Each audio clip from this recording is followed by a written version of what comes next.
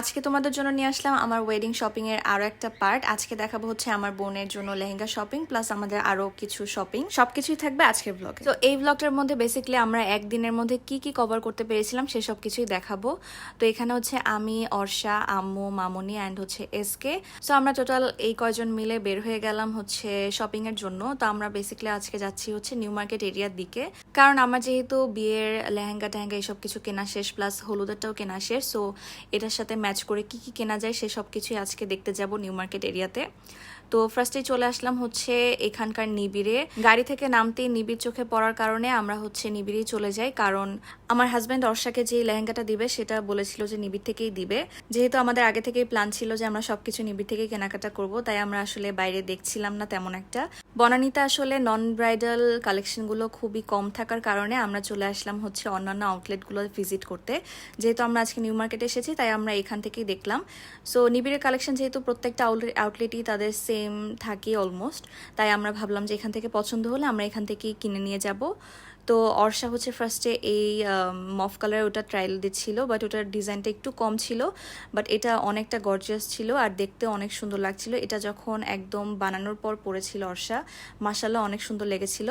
এই যে এটার সাথে ছিল হচ্ছে এই ধরনের একটা টপস, দেন এই স্কার্টটা খুবই ঘেরালা ছিল। তো এখান থেকে এই জিনিসটা পছন্দ করার পরে আমাদেরকে সার্ভ করা হলো হচ্ছে কফি, আর নিবিড়ের কফি খেতে খেতে এই কদিনে আমরা একদম ইউজড হয়ে গিয়েছিলাম, ওদের কফিগুলো বেশ মজাই হয়। এনিওয়েজ এই যে হচ্ছে অর্ষার এখন মাপ নিয়ে নেওয়া হচ্ছে, অর্ষার জন্য আমরা ওটাই চুজ করেছিলাম।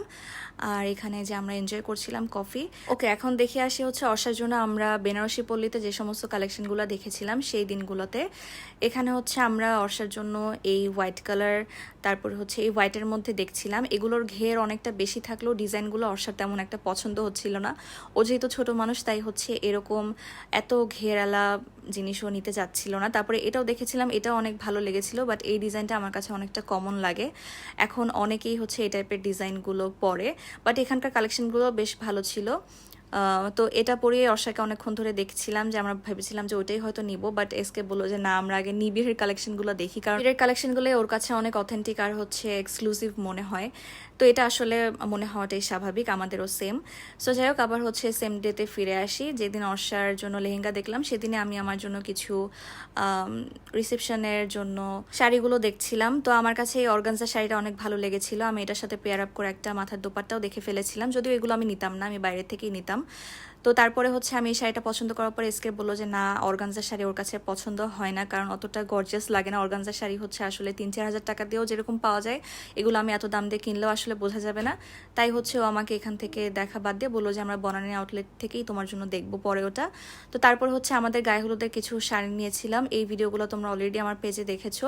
তো এখান থেকে আমরা হচ্ছে প্রথমে কতগুলা, মনে হয় 150টার মতন শাড়ি নিয়েছিলাম। তো এটা আসলে আমাদের জন্য কম হয়ে যাওয়াতে আমরা পরে আবার এসে নিয়েছিলাম।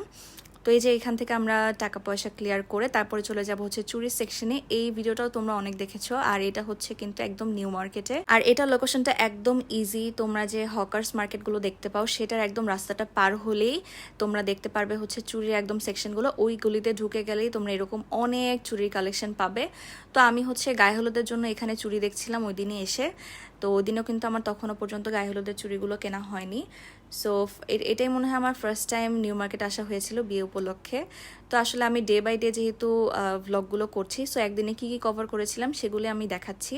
তো এখানে এই প্লাস্টিকের চুড়িগুলো আমার কাছে অনেক ভালো লেগেছিল, কিন্তু আমার ড্রেস আপের সাথে মনে হচ্ছিল যেটা যাবে না, আর একটু লাইট কিছু আমি চাচ্ছিলাম। যাই হোক, তারপরে যে দোকান থেকে আমি চুড়ি কিনেছিলাম সেটা তো তোমরা অলরেডি দেখেই ফেলেছো আমার গায়ে হলুদে, না দেখে থাকলে তোমরা অবশ্যই চেক করে নিবে।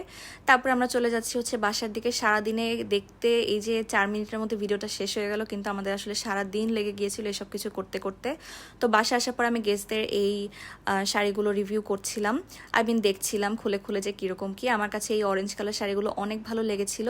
ভেবেছিলাম যে অরেঞ্জ কালারগুলো হচ্ছে আমার ফ্রেন্ডস অ্যান্ড কাজিনদের জন্য রাখবো, আর গ্রিনগুলো হচ্ছে আমি আমার যে আন্টিরা আছে অথবা অন্য মানুষজন আছে তাদেরকে দিব। আমার চাচি খালাদের জন্যও কিন্তু আমি অন্য টাইপের শাড়ি নিয়েছিলাম, এটা না। সো এই আর কি।